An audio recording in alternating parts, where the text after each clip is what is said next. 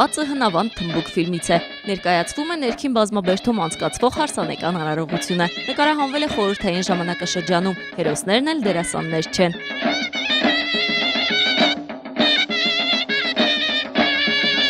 Այդ սերնդի մարդիկ իրենց աշխատանքով, վերաբերմունքով, մարդասիրությամբ յուրահատուկ մարդ էին, եզակի էին, էլի։ Եթե ասեմ ամեն մեկը մի ֆենոմեն էր, դուք հավատացած եք, չափազանցություն չկա։ Հարսանիքի բոլոր հյուրերը գյուղացիներն էին։ Ներքին բազմաբերդցիները Սասունից ու Մուշից գաղթած հայերն էին։ Իրենց հետ բերել էին երգը, պարը, կենցաղն ու տարածել այս լեռնային գյուղում։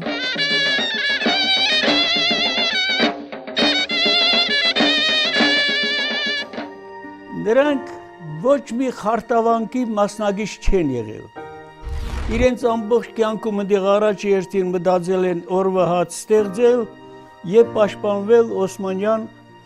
կառավարության ճնշումներից, Օսմանյան կայսրության ճնշումներից։ Հովասապ Պապը բազմաբերդի հանրագիտարանն է։ Արդեն 90-ի մեջ են, 90 տարեկան։ 90 տարեկանում իր ոտք ու ձեռքով է, հիշողություններն էլ են տեղը։ Նա եղել է Կոմկուսի քարտուղարը, գյուղի ակումբի վարիչը, կոլտնտեսության նախագահը, շրջկոմի պետը։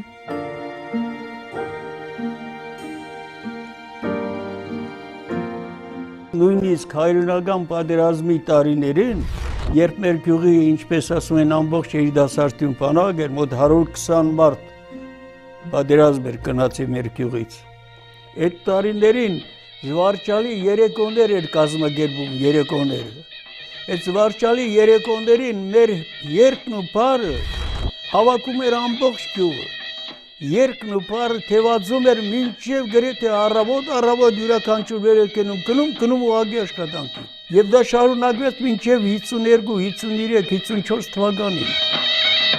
Գյուղում հաճախ էին ժամանցային երեկոներ կազմակերպում։ Ակումբի դահլիճը փոքր չէր, բայց երիտասարդներն այնքան շատ էին, որ բոլորը միաժամանակ չէին տեղավորվում։ Գյուղից գյուղ հարսանիք էին քնում։ Հարսանիքների համար մենք դադարում էինք կոլխոզի անասնաբական կողմերից մեկը, որտեղ ակումբի դահլիճը բավականին փոքր էր եւ չէր տեղավորվում։ Եվ առաջ հարսանիք մոտ 3 օր էր տևում։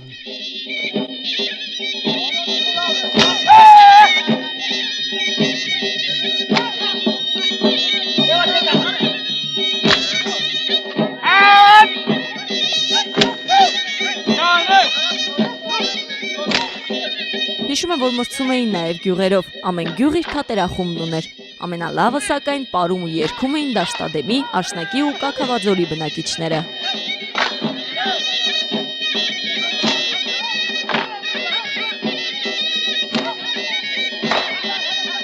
Մեր ժողովուրդը ստեղից ոտքով քայլում գնում էր 9 կիլոմետր տարածության վրա աշխատում, երեկոյան ուխտավորի նման, ոնց որ ուխտ գնացած լինեին, երգելով, պարելով, ուրախանալով վերադառնում էին տուն։ Հավատացած եղեք, ես չեմ չափազանցնում, աշխատանքի բերումով դա գիտեմ։ Պապերի տխրությունն էլ չի մոռանում, ասում է, ախ ու էրգիր բառերը միաժամանակ էին աշտաբերվում։ Բազմաբերդի ջուրն էին խմում, ծովասարինը հիշում ու երազում։ Խորհրդային տարիները սասունցիների համար բարդ շրջան էր։